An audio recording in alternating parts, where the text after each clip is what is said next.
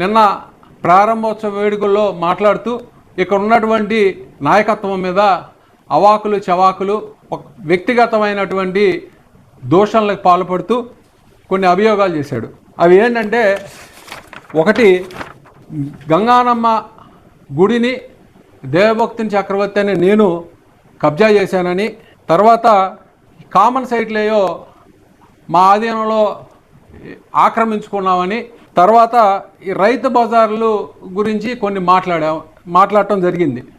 ఆయన మాట్లాడుతూ మా గురించి, మా ఆక్రమణల గురించి, మేము చేసినటువంటి అధికారంలో లేకపోయినా కూడా మేము చేసినటువంటి అనేక దుర్మార్గాలకి పుటాలుగా రాయొచ్చు అనేటువంటి మాటలు ఆయన సెలవు ఇవ్వడం జరిగింది.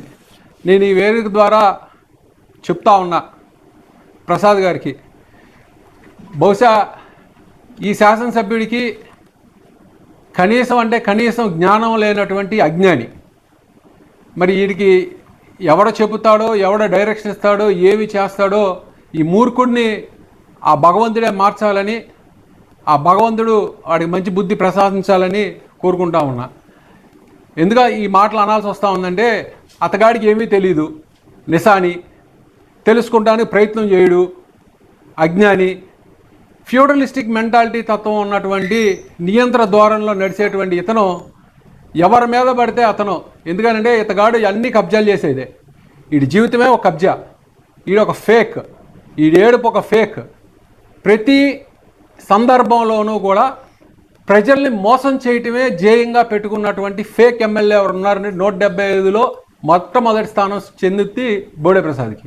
ఈ మాటలన్నిటికీ నేను కట్టుబడి ఉన్నా. ఎందుకు చెప్తా ఉన్నానంటే, ఇతగాడు అభియోగం చేసినటువంటి గంగానమ్మ గుడి అదేదో పబ్లిక్ ఆస్తి అయినట్టు, మేమేదో కబ్జా చేసామని అవన్నీ అభియోగాలు చేశాడు. నీకే చెప్తున్నా ఎమ్మెల్యే, బుద్ధి తెచ్చుకో, నేర్చుకో. నీకు తెలీదు, చెబితే వినవు, మేమేదన్నా చెప్తే ఏడుస్తావు. నీ బతుకంతా ఏడిపే, అంతగా తప్పి అసలు నేను నేర్చుకుందాము ఇది ఉందా లేదా కనీస జ్ఞానం ఉండదు. నువ్వు అందరి భూములు తినేస్తావు, అందరి భూములు కబ్జాలు చేస్తావు. నువ్వు కబ్జాలు చేస్తా, ప్రతివాడు అలాగే కబ్జా చేస్తాడనేటువంటి ఆలోచనలో ఉన్నటువంటి దౌర్భాగ్య ఎమ్మెల్యేవి నువ్వు. ఎందుకు చెప్తానంటే, ఈ దస్తావేజీ 1960లో మా తాతగారులు వాళ్ళు కొన్నటువంటి విషయాలు. ఇప్పుడు నేను తయారు చేశానా, ఇది 161 సర్వే నెంబర్లో ఉన్నటువంటి పరిస్థితి. ఇదిగోండి, రా ఒక చర్చా వేదిక పెట్టుకో, ఇవన్నీ ఉన్నాయో లేవో. ఈ తర్వాత 2005లో అది మాకు మిగిలినటువంటి వ్యవస్థ. పూర్వం గంగానమ్మ జాతరలు చేసేవాళ్ళు. వర్షపాత నమోదులు తక్కువగా ఉన్నప్పుడు గ్రామాల్లో గంగానమ్మ జాతరలు చేస్తే వర్షం ఎక్కువ పడుద్ది అనేటువంటి ఆలోచనతో ఆ రోజు గంగానమ్మ జాతరలు చేసేటువంటి పరిస్థితి. ప్రతి గ్రామంలోనూ గంగానమ్మ గుళ్ళు ఉంటాయి. అలాగే ఆ విగ్రహాలు దొరికితే తీసుకొచ్చి మా సొంత భూమిలో మేము నెలకొల్పడం, మా తాత నెలకొల్పడం జరిగింది. అది 1950లు 1960లు ఆ కాలంలో, 1950ల కాలంలో. అప్పుడు ఇదిగో నిర్మాణం చేశారు, పై స్లాబ్ వేసి. ఇది మా సొంత నిధులతో మా తాతగారికి నిర్మించినటువంటి పరిస్థితి. నువ్వు వేసావా? మీ తాత వేసాడా? మీ బాబు వేసాడా? ఇది మా ఆస్తి. మా ఆస్తిలో మేము నిర్మాణం చేసి ప్రజల సౌకర్యార్థం, ప్రజల కోసం పెట్టాము. మా సొంత ఆస్తి. 1974లో మా నాయనమ్మ గారు చనిపోతే ఆమె జ్ఞాపకార్థం ఇక్కడ సమాధి కట్టుకోవడం జరిగింది. ఇదిగో నేను వేసింది కాదు, ఇవాళ కూడా 1974లో మా సొంత భూమి. ఇది మీ తాతగాడి ఆస్తా? ఇవాళ కూడా ఇక్కడ గోవులు పెంచుతాం, మా ఆస్తి. నీ రికార్డ్స్ ఉంటాయి. మేము మిగిలిన భూమిని అమ్మగా మాకు ఉన్నటువంటి ఆ 3 సెంటో 2 సెంటో భూమి అది. ఇది నేను ఆక్రమణ చేయటం ఏంటి? సిగ్గుందా నీ బతుక్కి? భూ కబ్జాలు చేయటం అలవాటు నీకు, నాకు కాదు. నేర్చుకో సన్నాసి అని. చూడు, ఇవన్నీ మా గోశాల, మా నాయనమ్మ గారు ఏర్పాటు చేసినటువంటి సమాధులు. 1974లో నిర్మించినటువంటి పరిస్థితి. నువ్వు ఇంకా అప్పటికి నిక్కర్లో చెడ్డీలు కూడా వేసుకుని ఉండవు. భూ కబ్జాలు అంటే ఏమంటే చెప్తా నేను. నువ్వు రాంప్రియ థియేటర్ పక్కన నూతనంగా ఎకరం భూమిలో నువ్వు కట్టావే, అన్నే శ్రీవాణి దగ్గర డెవలప్మెంట్ తీసుకున్నావే, ఇది కబ్జా, ఇది తప్పు. ఒక శాసనసభ్యుడు అయి ఉండి సిగ్గు శరం లేకుండా ప్రజల్ని మోసం చేయడానికి ఒడిగట్టినటువంటి వెధవ నువ్వు. నీ వెధవతనాన్ని అందరి మీద రుద్దుతావేంటి? అది ఎవరిది? ఇవాళ కూడా 172/2019 ఈ కేసు నెంబర్లో కొడితే ఇవాళ కూడా కేసు ఇంకా డిస్పోజ్ అవ్వాల. దీని వాయిదా ఎప్పుడు? 27వ తారీఖు 2026లో ఉంది. నువ్వు నిర్మించినటువంటి అపార్ట్మెంటు టైటిల్ డీడ్ ప్రాబ్లం ఉంది. ఆ టైటిల్ డీడ్ ప్రాబ్లం వలన కోర్టుకి ఎక్కారు. నువ్వు ఇంజక్షన్ ఆర్డర్ మీద నువ్వు నిర్మాణాలు చేపట్టావు. నువ్వు డిస్పోజ్ చేసావు కేసు రేపొద్దున వెలగా బెనర్జీ తరపున కనుక వస్తే కొనుక్కున్నటువంటి ఈ టెనెంట్స్ అందరూ ఏమవుతారు? నువ్వు వాళ్ళకి డబ్బులు తిరిగి చెల్లిస్తావా? భవానీపురంలో ఏ రకంగా అయితే 43 మంది నిరాశలై రోడ్లు పాల్పడ్డారో అలా పాలవుతారు. నీకు తెలీదా? నువ్వు ఒక శాసనసభ్యుడివేనా? గౌరవ కోర్టు అంటే నీ కనీస జ్ఞానం, గౌరవం, మంచి చెడు అని సచ్చిందా నీకు? ఇంకా కోర్టులో కేసు డిస్పోజ్ అవ్వాలా అంటే తుది తీర్పు ఇంకెంతవరకు రాలా. నువ్వు ఆక్రమణల గురించి మాట్లాడతావు. నీ బతుకే ఒక ఫేక్, నీ జీవితం ఒక కబ్జా. అలాగే జగన్నాథపురంలో నిరాశలైనటువంటి నిరుపేదలను తీస్తే వాళ్ళు తీసుకెళ్ళి మళ్ళీ ఒక డిస్ప్యూటెడ్ ప్రాపర్టీలో వాళ్ళందరినీ చేర్చలేదా నువ్వు? తగాదాలు తంపులు ఎక్కడెక్కడ ఉంటే ఇన్ని ఏరుకునేది నువ్వు, నేను కాదు. నేనేదో అవాకులు చవాకులు వెళ్తున్నాడు అతగాడు, ఏదో కామన్ సైడ్ కబ్జాలు చేశామని, చెరువులు కబ్జాలు చేశారని. 2014 నుంచి 19 వరకు ఇక్కడ శాసనసభ్యుడు ఎవడో? నువ్వు కాదా? నువ్వు అప్పుడు ఏం పీకావు? ఏ గుడ్డిగాడిద పళ్ళు దోమావు? ఎందుకు నివారించలేకపోయావు? 2019 నుంచి 2024 వరకు నువ్వే ఇక్కడేంటి ప్రతిపక్ష నాయకుడివి. ఎందుకు ఎత్తి చూపించలేకపోయావు? 2024 నుంచి 2026 వరకు నువ్వే ఎమ్మెల్యేవి. నువ్వెందుకు పీకలేకపోయావు? ఎంతకు అమ్ముడుపోయావు?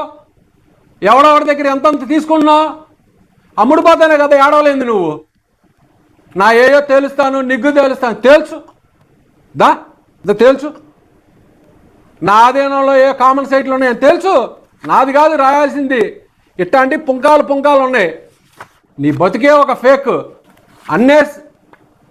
ఆవిడ్ని సత్యవాణి గారిని ఆవిడ దగ్గర నువ్వు ఒక డెవలప్మెంట్ అగ్రిమెంట్ తీసుకుని ఎకరం కబ్జా, ఎకరం దీని టైటిల్ డీడ్ మీద వాళ్ళకి పోరాటం జరుగుతుంది.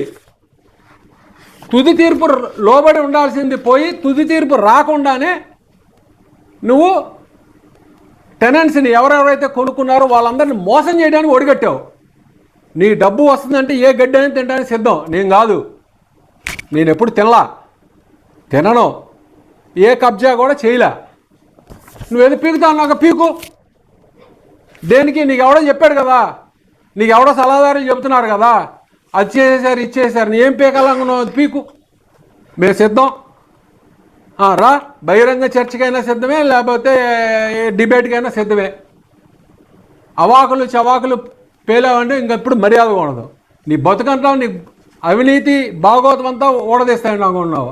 నేను పీవీఆర్ ఎలైట్ దగ్గర ఏదో ఓపెన్ చేస్తా, ఆయన అక్కడ ఉన్నటువంటి తుమ్మల కాంట్రాక్టర్ పేరేంటి, బిల్డర్ పేరు వంశీ గారు, ఆయన అదే రోజు పొద్దున్నే వెళ్ళి మా సోదరుడు సమానుడైన దేవినేని అవినాష్ గారితో బ్రోచర్లు ఓపెన్ చేయించుకొచ్చాడు. మళ్ళీ అదే వ్యక్తి సాయంకాలం వచ్చి ఈయన డబ్బా కొడుతున్నాడు. కొట్టుకో, తప్పులేదు. అతగాడు మాట్లాడతాడు, వాళ్ళతో మాట్లాడిస్తాడు. పెయిడ్ ఆర్టిస్టులు అనమాట వీళ్ళందరూ. గత ప్రభుత్వంలో సొంత నిధులతో మేము రోడ్లు నిర్మాణం చేసుకుంటే కూడా చేయనివ్వలేదు అంటున్నాడు. ఏ వంశీ, నీ గుర్తులేదా అంట? ఇదే శారద గారు మా పార్టీలో కొనసాగినంతకాలం నువ్వేమేం చేపించుకున్నావు గుర్తులేదా నీకు? ఆయన అత్యంత మంచివాడు కాబట్టే తెలుగుదేశం పార్టీ వాళ్ళు ఆయన ఏరి కోరి తీసుకెళ్ళి పెట్టుకున్నారు. మంత్రి పదవి ఇచ్చి గౌరవంగా నెత్తిమే పెట్టుకున్నారు. అది తెలియట్లేదు మీకు? అంటే మీ నాయకుడు వెధవా అని అడుగుతున్నా. శారద గారు అవినీతి పరుడైతే మీ నాయకుడు కూడా అవినీతి పరుడై తీసుకున్నాడు అతన్నే.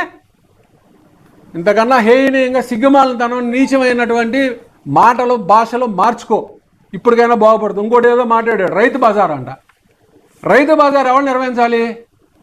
నువ్వు దళారీ వ్యవస్థని నడుపుతున్నావు. Yes, I stand to it. నువ్వు ఒక దళారీవి. నువ్వెవడో నడుపుతానికి. ఏఎంసీ, అగ్రికల్చర్ మార్కెట్ డిపార్ట్మెంటు అర్హులైనటువంటి రైతులకు కార్డులు ఇచ్చి రైతు బజార్లు నడపాలి. నువ్వెవడో నడుపుతున్నావు. ఈ టమాటాలు, వంకాయలు, బెండకాయల మీద కూడా 4 రూపాయలు కమిషన్ తీసుకునే దౌర్భాగ్య ఎమ్మెల్యేవి నువ్వు. ఇంకా ఉచ్చం, నీచం, సిగ్గు, శరం ఏమీ లేదు నీకు. నీ బతుకంతా అవినీతే. మళ్ళీ పైపెచ్చ నీతి కౌరులు, నీతి వాక్యాలు ఎదుటాల మీద బుర్ర చెబుతావు. అంటే గుడ్డగాడిచి మొహం మీద వేస్తే వాళ్ళే కడుక్కుంటారు. సిగ్గుండాలి. జన్మెత్తావు. కనికపాడు మార్కెట్ యార్డ్ ఎవరు నిర్వహిస్తున్నారు? నీ అసెంబ్లీ సెగ్మెంట్లో లేదా? ఉయ్యూరులో ఎవరు నిర్వహిస్తున్నారు? తూర్పు నియోజకవర్గంలో ఎవరు నిర్వహిస్తున్నారు? పశ్చిమ నియోజకవర్గంలో ఎవరు నిర్వహిస్తున్నారు? పెనలూరు మున్సిపాలిటీలోనే ఎందుకని దళారులు వీళ్ళు నిర్వహిస్తున్నారు? ప్రభుత్వ ఆస్తుల్లో మీరు నిర్వహించడం ఏంటి? అది మా ప్రశ్న. మేము రైతు బజార్లు నెలకొల్పాలని చెప్తున్నాం. మీరు కాదు నిర్వహించాల్సింది. దానికి ఒక డిపార్ట్మెంట్ ఉంది, అగ్రికల్చర్ మార్కెట్ డిపార్ట్మెంట్. నువ్వు మగాడు, నువ్వు నిస్వార్థపరుడు అయితే, నీకు సిగ్గు శరం ఉంటే ఏఎంసీకి అప్పచెప్పండి. అవన్నీ అప్పచెప్పు ఏఎంసీకి. నువ్వెవరో, నీ దళారులు ఎవరో. మళ్ళా చెప్తున్నా, గుర్తుపెట్టుకో. ఎవడెవడైతే, ఏ అధికారి అయితే ఈ ప్రైవేట్ దందాలను ప్రోత్సహించి ప్రైవేట్ వ్యక్తులు దండుకున్నారో వీళ్ళందరి దగ్గర రేపు డిజిటల్ బుక్లో రాయడం జరిగింది. రేపు రాగానే మీ అందరి మీద చట్టపరమైనటువంటి చర్యలు తీసుకుంటూ ఖాయం ఖాయం ఖాయం. దానికి అన్నిటికీ సిద్ధపడే ఉండండి. రేపు జగన్మోహన్ రెడ్డి రావడం ఖాయం.